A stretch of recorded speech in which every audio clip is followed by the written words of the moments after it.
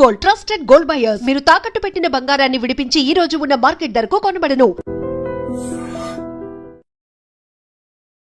Sir ఒక్కొక్కరు ఒక్కోలా చెప్తూ ఉంటారు. కొందరేమో పాలిష్ చేయని రైస్ తినమంటారు, కొందరేమో బ్లాక్ రైస్ మాత్రమే తినాలంటారు. సో కొందరు డైట్లు చెప్తారు. ఏది ఇదంతా ఆరోగ్యం చుట్టూనే తిరుగుతుంటుంది. మీరేమో మిల్లెట్స్ అన్నారు. సో మిల్లెట్స్ తినడమే కరెక్ట్ పద్ధత? మిల్లెట్స్ తింటేనే ఆరోగ్యంగా ఉంటామా? సో ఏంటి యాక్చువల్గా మన మంచి ఫుడ్ అంటే ఏదంటే ఏ ఫుడ్ తింటే మనకు 6 hours 8 hours వీలైతే అసలు ఫుడ్ మీదకే మైండ్ పోకుండా ఉంటుందో అది పర్ఫెక్ట్ ఫుడ్. ఆకలి కాకుండా ఉండాలా, ఎనర్జీ ఉండాలా, తినబుద్ధి కాకూడదు, అది కరెక్ట్ ఫుడ్. అంతేనా?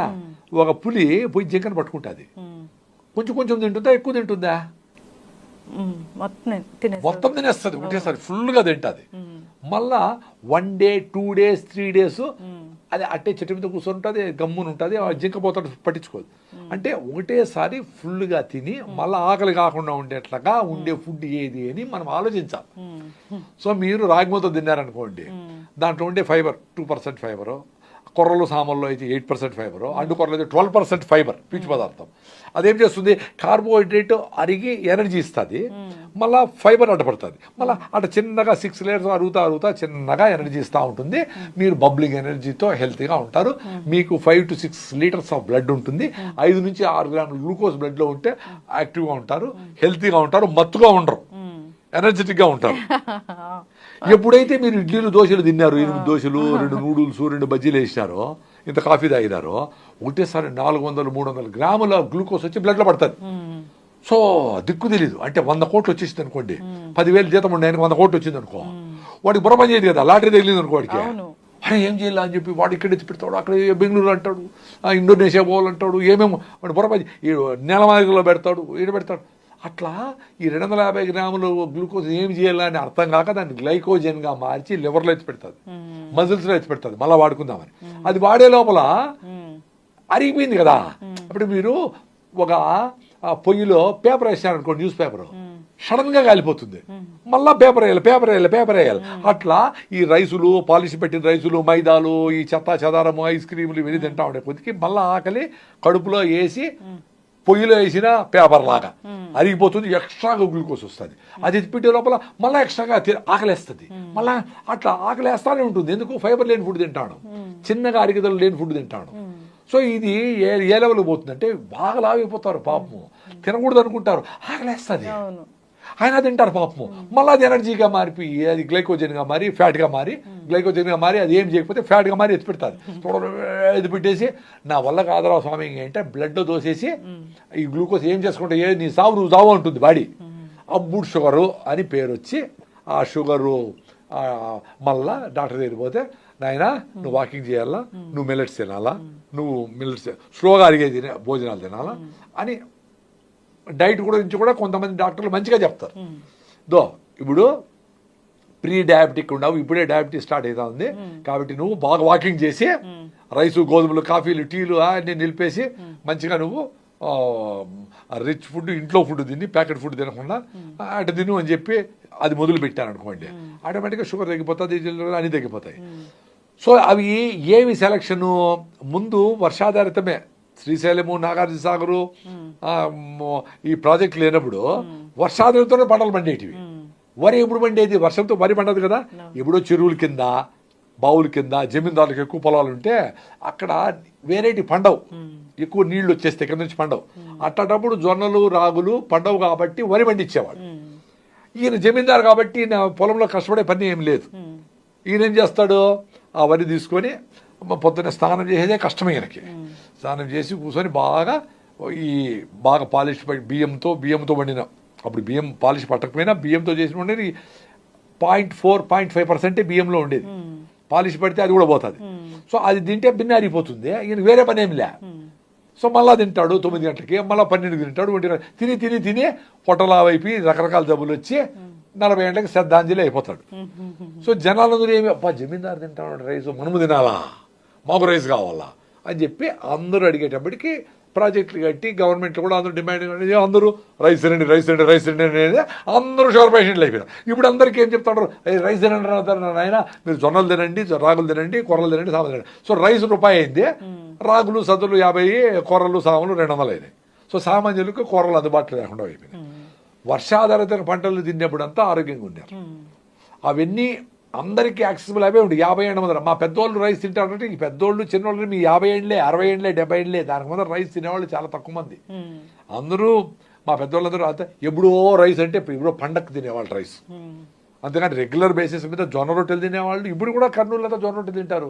కర్ణాటక స్టేట్ మొత్తం రాగి ముద్ద, నో రైస్, దాంట్లో ఓన్లీ రాగులు వేసి అంత ముద్ద తినేవనుకో సాయంత్రం వరకు ఆకలి ఉండదు నీకు. రాగి ముద్ద అంటే రైస్ వేయకుండా ఉండే రాగి ముద్ద కర్ణాటక ఫేమస్. ఒట్టి పిండి సంగటి అంట, ఒట్టి పిండితోనే అనేస్తే ముద్ద తయారవుతుంది. అసలు ఎగ్జాక్ట్ గా అంటే అదేనా సార్? కరెక్ట్ గా రాగి ముద్ద అంటే అది. మనం ఇంత రైస్ వేసి ఇంత పిండి వేసి రాగి ముద్ద అంట. రైస్ బాగా అలవాటు అయిపోయినాము. ఏమి తెల్లగా అరే నల్లగా ఉంది రాగి ముద్ద, ఎందుకు అంత పిండి వేసా? అరే రాగులు తింటే మంచిది, చిన్నగా అరుగుతుంది. రాగులు తిన్న పిల్లలకి, రాగులు పెట్టిన పిల్లలకి 26% బ్రెయిన్ మోర్ డెవలప్మెంట్ ఉంది. ఇక్రిసాట్, మీ హైదరాబాద్ ఇక్రిసాట్ ఉంది కదా బిహెచ్ఎల్ దగ్గర, పెద్ద ఇక్రిసాట్ అని కొట్టండి, దాని వెబ్సైట్లో ఉంది, వాళ్ళ వెబ్సైట్లో. రాగులు పెట్టిన పిల్లలు more growth, more brain development అని. ఇంకేం కావాలా ప్రూఫ్? అందుకే అన్నప్రాసన కాదు రాగి ప్రాసన చేయాలా పిల్లలకి. జొన్న రొట్టెలు పెట్టాలా, జొన్న గట్కా పెట్టాలా, బెల్లం వేసి పెట్టాలా, టేస్టీగా అమ్మలు గిమ్మలు అన్నీ చేసి పెట్టాలా. అవన్నీ చేసి పెట్టే ఓపిక లేదు కాబట్టి వాడి మొగాన 50 రూపాయలు ఇస్తే వాడు చింటోస్ మిటోస్ కాదు బర్రని చెప్పి అవి తినేసి వస్తాడు. ఆకలి తినమ్మా రొట్టి తిను, అన్నం తిను అంటే ఆడ తింటాడు. వాడి ఆకలి తెచ్చిపోయింది.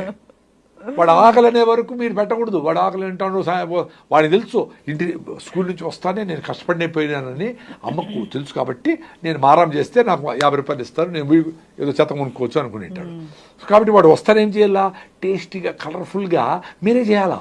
ఒక గుగ్గిళ్ళో, ఒక సున్ని ఉండో, ఒక నువ్వుల లడ్డునో, దానికి ఏదో పప్పులు చల్లి ఇది చేసి ఒక చిన్న బొమ్మలాగా చేసి చూడరా అయిపోతుంది ఈ బొమ్మ అని రాగులతో చేసి ఏదో ఎన్నో రెసిపీలు ఉన్నాయి కదా టేస్టీగా, అవన్నీ చేసి పెడితే వాడు ఇవి తింటాడు. అప్పుడు బయట చెత్త మీద ఆలోచన పోకుండా ఉంటుంది. మన ఓపికలా మన సీరియల్ గీరియలు చాలా బిజీగా ఉంటాం ఉద్యోగాల్లో, వాటిల్లో వాడికి డబ్బులు పారేస్తాం, వాడు పోతాడు చెత్త తింటాడు. సో మీరు ఆకలి అయ్యే వరకు పిల్లలు పెట్టద్దండి.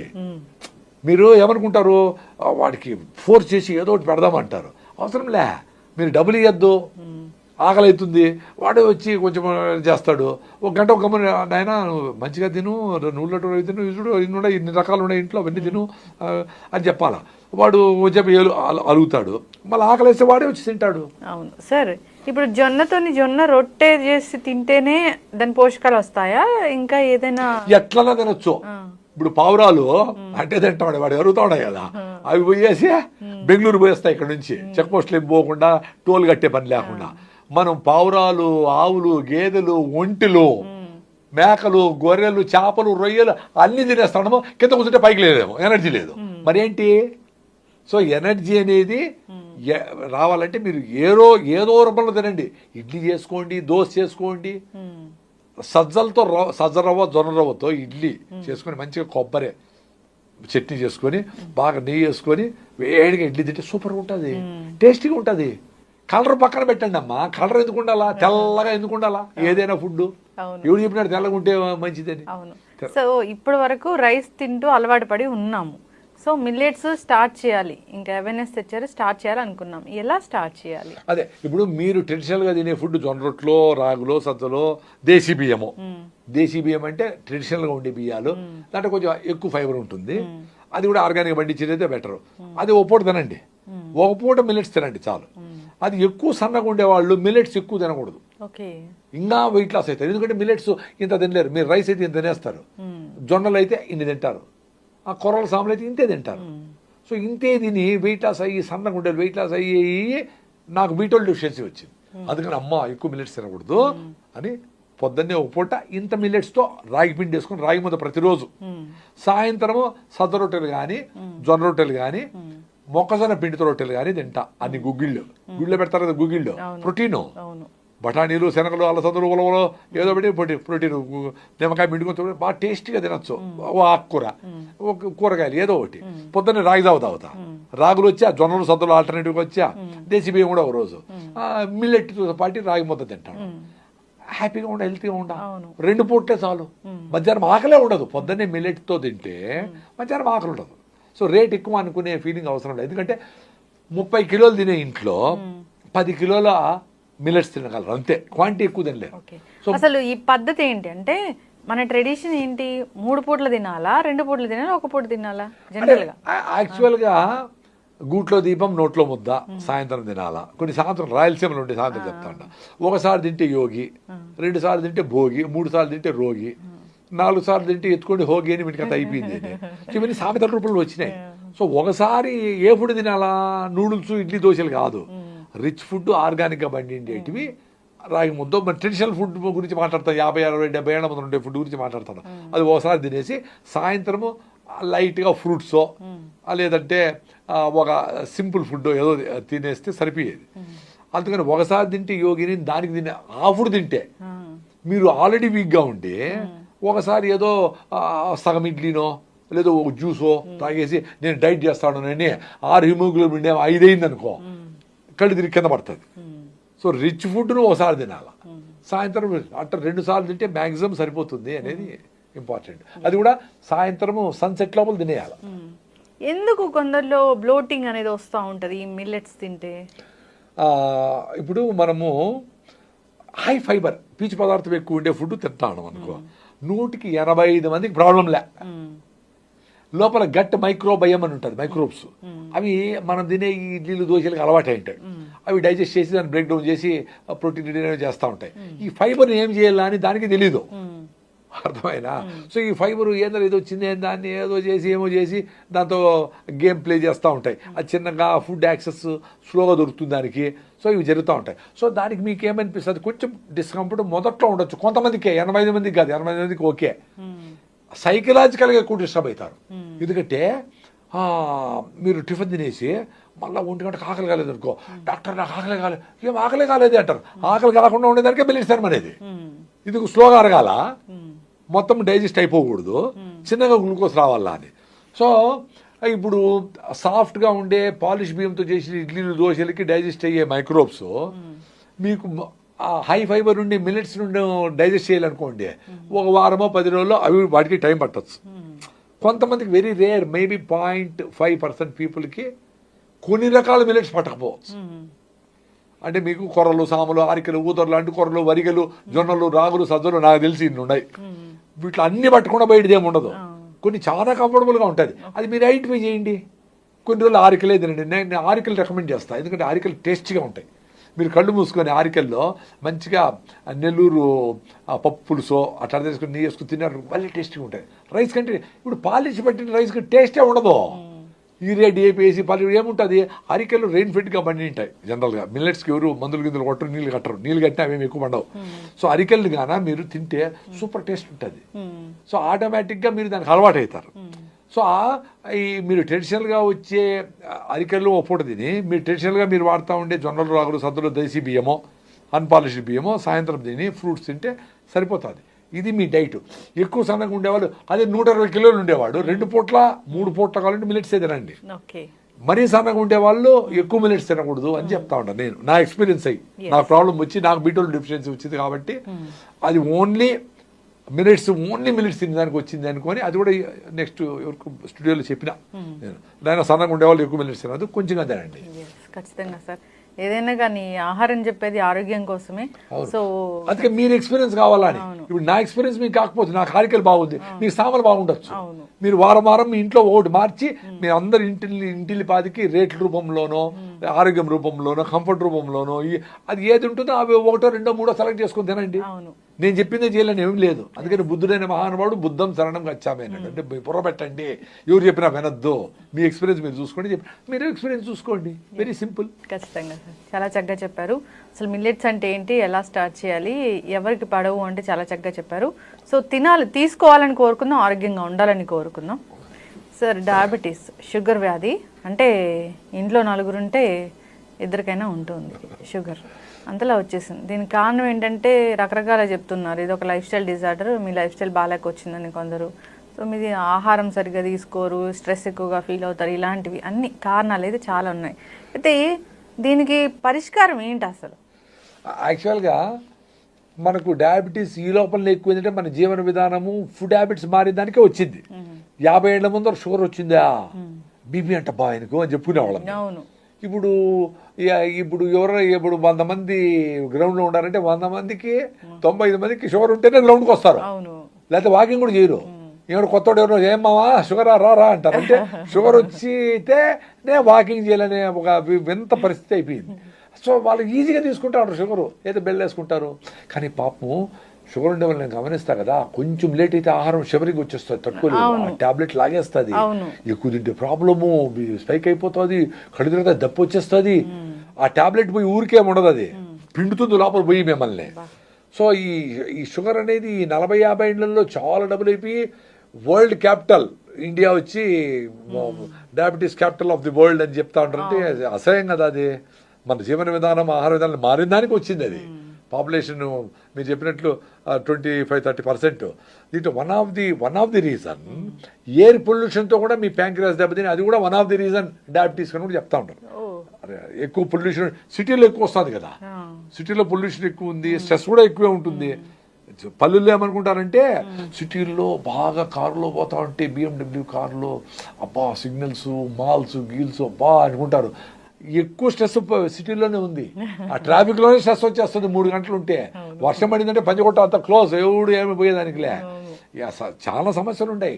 పల్లెల్లో అట్లా అనుకుంటారు. నేను అందుకే చెప్పేది, నాయనా పల్లెల్లో హాయిగా మంచి గాలి పీల్చుకొని, ఏదో నీకు బాగాలేకపోతే వచ్చి ఏమ్మా వదినా బాగుండవు, ఏంది ఇట్లా ఏదో నీకు మంచి మాటలు చెప్పేవాడు దొరుకుతాడు. ఎవడు దిక్కు దివాడం లేదు ఇక్కడ. సో ఇక్కడ పొల్యూషన్ వల్ల డయాబెటీస్ వస్తూ ఉంది, లైఫ్ స్టైల్ వల్ల డయాబెటీస్ వస్తూ ఉంది. రిచ్ ఫుడ్లు తిని, ప్రాసెస్డ్ ఫుడ్లు తిని, ప్యాకెడ్ ఫుడ్లు తిని, ఫోన్ చేస్తే వచ్చేసి ఆ రిఫైన్డ్ ఆయిల్ వేయించి కలర్లకి వెళ్ళి చెత్త తిని వస్తూ ఉంది. ఇన్ని కారణాల వల్ల సిటీలో ఉండే వాళ్ళకి ఎక్కువ వస్తూ ఉంది. పల్లెల్లో ఎందుకు వస్తూ ఉంది? పల్లెల్లో కూడా ఇప్పుడు నూడిల్స్, పెప్సీలు, కోకోకోలాలు అన్నీ వచ్చేసినాయి. పల్లెల్లో కూడా చెమట కార్చే పని ఊరు లేదు. పల్లెల్లో కూడా అన్ని మిషన్లు, డ్రిప్ ఇరిగేషన్లు వచ్చేసాయి. నీళ్లు కబిలి దున్నేది అది ఏం లేదు, అన్ని ట్రాక్టర్లు చేసేస్తూ ఉన్నాయి. సో లైఫ్ స్టైల్ వీళ్ళు కూడా ఇమిటేట్ చేస్తూ ఉంటారు. అమెరికాను హైదరాబాద్ ఇమిటేట్ చేసి హైదరాబాద్ను పల్లెలు ఇమిటేట్ చేస్తూ ఉన్నాయి. సో ఆటోమేటిక్గా అక్కడ కూడా చిన్నగా పెరుగుతూ వస్తూ ఉన్నాయి పల్లెల్లో కూడా. ఒకటి ఏమంటే ఇక్కడ పొల్యూషన్ లేదు, కానీ నీళ్లు కూడా మొత్తం ఆర్ఓ నీళ్ళే. ఆర్ఓ నీళ్ళు మంచిది కాదని అందరికీ తెలుసు. ఆ మినరల్స్ దిగేసిన అసిడిక్గా ఉండే వాటర్ని తాగి మీకు మోకాళ్ళ నొప్పులు, కాళ్ళ నొప్పులు వస్తాయి. దాంట్లో ఉండే ప్లాస్టిక్ నానో పార్టికల్స్ అన్ని పోయి క్యాన్సర్లు వస్తాయి. పల్లెల్లో కూడా మందులు కొట్టి క్యాన్సర్లు వస్తాయి. ఇవన్నీ జీవన విధానంతో క్యాన్సర్ అన్నీ తెలిసిపోతా ఉంది. సో డయాబెటీస్కి ఇన్ని కారణాల్లో బేసికలీ హెల్తీగా చైల్డ్ లేడమ్మా. ఇప్పుడు పుట్టిన బిడ్డే హెల్తీగా ఉండాలా, విత్తనం గట్టిగా ఉంటే బిడ్డ బాగా వస్తాడు. అమ్మలే కరెక్ట్గా లేరు. సో పెళ్లి చేసుకునే ముందరనే మీరు పెళ్లి అనుకుంటానే మీరు ఫస్ట్ జాతకాలు గీతకాలు ఇవన్నీ కాదు, కులము మతము డబ్బులు కాదు, అసలు మీ హిమోగ్లోబిన్ మీ హెల్త్ ఎట్లుంది చూసుకోవాలి. మీరు చేసుకుందాం అనుకున్నారు, సంవత్సరాలు వెయిట్ చేయండి, రాగులు జొన్నలు తినండి, పొద్దున వాకింగ్ చేయండి, జిమ్కి పోండి, యోగాసనాలు చేయండి, నువ్వులు చూసుకొని ఎండలో ఉండండి, మీ D3లు B12 హిమోగ్లోబిన్ అన్ని పెంచుకొని హెల్తీగా ఉండేటప్పుడు మ్యారేజ్ చేసుకోండి.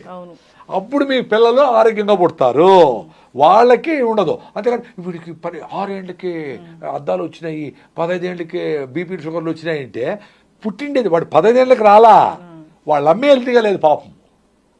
సో అమ్మకి హెల్తీగా లేని బిడ్డ యూరియా DAP వేసినట్టు ఏదో మందులు తీసుకుంటాం. సో బిడ్డకి వాడు పుట్టెప్పుడు నుంచైనా పోనీ జాగ్రత్తలు తీసుకుంటామంటారా. వానికి కేక్ కట్ చేసి బర్త్డేలు చేస్తే, చెత్తంతా చేసి మాల్స్లో అంతా ప్రాసెస్ ఫుడ్లు పెడితే, ఫోన్స్ పెట్టి, వాడికి హెల్త్ అంటే ఏమి, హెల్తీ ఫుడ్ అంటే ఏమి, హెల్తీ హ్యాబిట్స్ ఏమి, గేమ్స్ లేదు, అంతా సెల్ ఫోన్లోనే ఉండ్రి, ఒబేస్ అయిపోయా, అద్దాలు వచ్చా, అంటే డైజెషన్ ప్రాబ్లమ్స్ వచ్చా, అన్ని ప్రాబ్లమ్స్ వచ్చా. సో వీటి అన్నీ కలిపి వాడు హెల్త్ పోతా ఉంది. అంతేగాని 6 ఏళ్ళకు 10 ఏళ్ళకు సడన్గా వచ్చింది కాదు. అది మొత్తం జనరేషన్ వీక్ అయితే వస్తుంది. Weak generations are producing much weaker children. Very simple logic అమ్మా. మనకు పెద్దగా PhDలు చేసిన వాళ్ళు, పెద్ద సైంటిస్టులు అందరూ వచ్చి దీనివల్ల ఇదైతే ఉంది, మొక్కజొన్నలో ఇది ఉంది, జొన్నలో ఇదైతే ఉంది, మీకు ఈ పొల్యూషన్లో నైట్రస్ ఆక్సైడ్ వచ్చి లంగ్స్లోకి పోయి, అవన్నీ మనకెందుకు? పొల్యూషన్ వద్దు, సామాన్యులకి అర్థమయ్యే లాంగ్వేజ్ మాట్లాడుకుందాము. సో మీరు ఎవరో ఈ వీడియో వినేవాళ్ళు ఎవరో తెలివైన వాళ్ళు ఉంటే మీ మెట్రోలో లాస్ట్ గూగుల్లో సెర్చ్ చేసుకొని ఆడ లాస్ట్ పోయి బాగా చెట్ల దగ్గర ఇల్లు చూసుకోండి, ఆరోగ్యంగా ఉంటారు, మీరు చూసుకోండి. మీరు పల్లికి పోతారే, అబ్బా ఫ్రెష్గా ఉందిరా, నేను ఎనర్జెటిక్గా ఉంది, ఎందుకు ఫ్రెష్ గాలి దొరుకుతా ఉంది, ప్రేమగా మాట్లాడించే వాళ్ళు ఉన్నారు, మంచిగా అమ్మ నీకు భోజనం చేసి ఫ్రెష్గా పెడతా ఉంది. ఇవన్నీ లేవు ఇక్కడ. సంక్రాంతికి పోయి 2 రోజులు భోంచేసేదానికి, 2 రోజులు నిద్రపోయేదానికి, హాయి నిద్రపోయేదానికి 362 రోజులు బాధపడతారు సిటీలో. ఎందుకు ఉండాలా? లక్కీని ఇప్పుడు వర్క్ ఫ్రమ్ హోమ్ వచ్చింది కాబట్టి సగం రోజులు అక్కడే ఉండారు, అదో మంచి జరిగింది అనుకోండి. సో ఇవన్నిటికీ సొల్యూషన్ ఏమి? సిటీల్ని, స్ట్రెస్ని, ఈ పొల్యూషన్ని వదిలిపెట్టి మీ ఊర్లు పోయి వర్క్ ఫ్రమ్ హోమ్ చేసుకుంటా అక్కడ రైతులతో సంబంధాలు పెట్టుకొని వాళ్ళకి దేశీ విత్తనాలు, ఆర్గానిక్ ఫార్మింగ్ ఒక ఎకరంలో చేపించి ఆ కూరగాయలు తిని వాడిని ఎడ్యుకేట్ చేసి ఆ సాయిల్ను, హెల్త్ను మెయింటైన్ చేసుకొని ఒక స్కోప్ ఉండేట్టుగా పనిచేస్తే అందరూ హెల్తీగా ఉంటారు. ఎస్, ఖచ్చితంగా సార్. డయాబెటీస్ వచ్చింది, మరి దీన్ని ఎట్లా తగ్గించుకోవాలి? అదే మీరు ఎంత ఇప్పుడు డయాబెటీస్కి ఏం చెప్తారు డాక్టర్లు? కొంచెం కొంచెం కొంచెం కొంచెం ఎక్కువసార్లు తిన అంటా ఉన్నారు. మరి ఇన్సులిన్ ఇచ్చినారు, టాబ్లెట్ ఇచ్చినారు, ఏమేమో చెప్తా ఉన్నారు. మరి పెరుగుతానే ఉండారే. అవును, ఓ మందు కనిపెట్టారు, ఇన్సులిన్ కనిపెట్టారు, తగ్గిపోయే ఊరు లేకుండా ఉండాలి కదా. ఆ బీపీకి మందులు చేయరా, థైరాయిడ్ రాకుండా, మరి కంటిన్యూగా జబ్బులు పెరుగుతాడు అంటే మీ విధానం కరెక్ట్గా లేదు. సో లైఫ్ స్టైల్ మారకుండా జబ్బులు పోవు, మాత్రలతో జబ్బులు పోవు. సో దానికి ఏం చేయాలా? ఏ ఫుడ్ తింటే మీకు చిన్నగా గ్లూకోజ్ వస్తుందో మీ ప్యాంక్రియాస్ మీద లోడ్ ఉండకూడదు. ప్యాంక్రియాసే కదా లోడ్. ప్యాంక్రియాస్ ఇన్సులిన్ తయారు చేస్తేనే మీ గ్లూకోజ్ను బర్న్ చేసి ఎనర్జీ వచ్చి అది కరెక్ట్గా మీరు హెల్తీగా ఉంటారు. ఆ ప్యాంక్రియాసే వీక్ అయిపోయా, దానికి పెట్టి ఎక్కువ ఫుడ్ పెట్టి బిన్నారిపోయే ఫుడ్ పెట్టే కొద్దిగా ఇంత ఇన్సులిన్ తయారు చేయాలి. మీ మీద 1 కిలో బరువు పెడితే కొంచెం దూరం నడుస్తారు. 100 కిలోలు బరువు పెట్టేసి నడవమంటే ఎన్నో నడుస్తుంది. అక్కడ ప్యాంక్రియాస్కి వేసి రోజు పొద్దున్న నుంచి సాయంత్రం తిని దానికి ఇన్సులిన్ తయారు చేసి దానివల్ల కాక ఒక రోజు ఎత్తేస్తుంది. సో దాన్ని రికవర్ చేయాలంటే మీరు మిల్లెట్స్ తినాలా, హై ఫైబర్ ఉండే ఫుడ్ తినాలా, బాగా నడవాలా, వచ్చిన క్యాలరీస్ ఖర్చు చేసేయాలా, ట్యాబ్లెట్లు, ఇన్సులిన్ వీటి మీద పోకుండా ఫిజికల్గానే నేను మెట్లెక్కి వచ్చిన మీ 3వ ఫ్లోర్కి మెట్లెక్కే దిగుతా. సో ఎప్పుడు కంటిన్యూగా పొద్దున్నే వాకింగ్, రన్నింగ్ చేసేయండి. మళ్ళీ రోజంతా కూడా వీలైతే నడుస్తూ ఉండండి. ఆటోమేటిక్గా షుగర్ తగ్గిపోతుంది, బీపీ తగ్గిపోతుంది. ఓకే, అవసరం అనుకుంటే తిప్పతే కషాయమో, కొత్తిమీర కషాయమో, రణపాలో ఏదో తాగొచ్చు, సీజనల్ ఫ్రూట్స్ తినొచ్చు. మీరు తినే ఆకుకూరల్లోనే మునగాకు, అవిశాకు, వీటితో హిమోగ్లోబిన్ పెరుగుతుంది, మీకు ఎండలోకి పోతా ఉంటే D3 వస్తుంది, అన్ని న్యాచురల్గా జరుగుతాయి.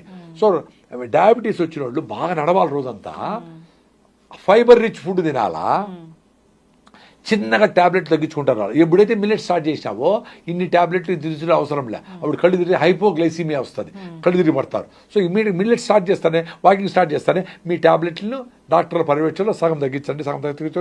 3 నెలల లోపల ట్యాబ్లెట్ నుంచి పూర్తిగా బయటపడడానికి ప్లాన్ చేయండి. 2 పూటలే తినండి. ఈ 6 సార్లు 8 సార్లు తినేది కరెక్ట్ కాదు. ఎందుకు? ఈ 2 పూటలు తిన్నా 8 అవర్స్ మీకు 5 గ్రాములు గ్లూకోజ్ వస్తా ఎనర్జెటిక్గా పెట్టే ఫుడ్లు జొన్నల్లో, రాగుల్లో, సద్దల్లో, కూరల్లో ఉన్నాయి, ఆరకెల్లో ఉన్నాయి. వాటి ఫుడ్లు తిని సాయంత్రం అర్లీగా భోంచేసి ఫ్రూట్స్ మీ HbA1c 6 కంటే తక్కువ ఉంటే మంచిగా ఫ్రూట్స్ తినచ్చు. జామకాయలు, బొప్పాయికాయలు సూపర్ ఫ్రూట్, బొప్పాయి చెట్లు 2 వేసుకోండి, 2 రోజు బొప్పాయి తినండి సాయంత్రము. సీతాఫలంకాయలు, ఓకే, షుగర్ తగ్గి ఉంటే సీతాఫలంకాయలు బాగా తిన. పనసకాయలు సూపర్ ఫుడ్, సీజనల్ ఫ్రూట్స్. ఈ సీజన్లో ఇది వచ్చిందంటే అది తినమని నేచర్ ఇస్తా ఉంది పెద్ద గిఫ్ట్ లాగా. అవి సాయంత్రం తినేసి అర్లీగా పడుకొని 3 గంటలకే లేచి మీరు మెడిటేషన్ చేసుకోండి, మీ పిల్లలకి లెటర్లు రాయండి, ఇంకేమైనా పనులు చేసుకోండి, ప్రాణాయామం చేయండి, సూర్య నమస్కారాలు పొద్దున్న 6 గంటలకే లేచి సూర్య నమస్కారాలు చేసి రన్నింగ్ చేసి బాగా హ్యాపీగా మంచిగా కూరగాయలు మంచిగా మిల్లెట్స్తో వండుకొని 8 గంటలకు మీరు పోవాలంటే 7 గంటలకు కూర్చొని ఫుల్గా తినండి. మధ్యాహ్నం ఇంకా ఎత్తేసి మీకు కావాలంటే ఫ్రూట్స్ ఏమైనా తీసుకోండి మధ్యాహ్నానికి, ఆకలి అనిపిస్తే. లేదా గ్యాప్ ఇచ్చేస్తే ఇంకా మంచిది. సాయంత్రం మీరు జొన్న రొట్టె మిల్లెట్స్తో ఏదైనా తినారనుకో అందరి షుగర్లు తగ్గిపోతాయి. బాగా ప్రాణాయామ యోగా చేసి పొల్యూషన్ లేకుండా ఉండి ఆల్కలైన్ వాటర్ తాగితే అందరి జబ్బులు పోతాయి. ఇదే సొల్యూషను. అది థైరాయిడ్కైనా, బీపీకైనా, షుగర్కి ఇదే సొల్యూషను. ఇప్పుడు ఆవులు గీవులు అన్నీ గిడ్డే తింటాయి, ఆరోగ్యంగా ఉన్నాయి, 10 లీటర్ల పాలు ఇస్తూ ఉన్నాయి.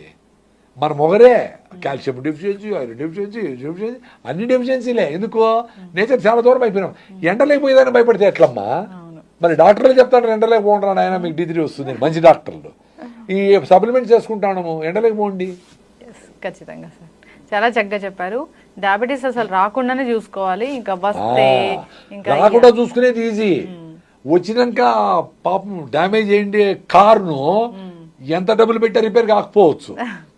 ఇప్పుడు నేను మిలెట్స్ చెప్తా ఉన్నాను, మిలెట్స్ తిని కూడా కొంతమందికి హెల్త్ ఇంప్రూవ్ అయింది, ఎనర్జీ కూడా, కానీ డయాబెటీస్ పూర్తిగా రివర్స్ అయ్యకపోవచ్చు, ఎందుకంటే ప్యాంక్రియాస్ పూర్తిగా డ్యామేజ్ అయిపోయింటుంది.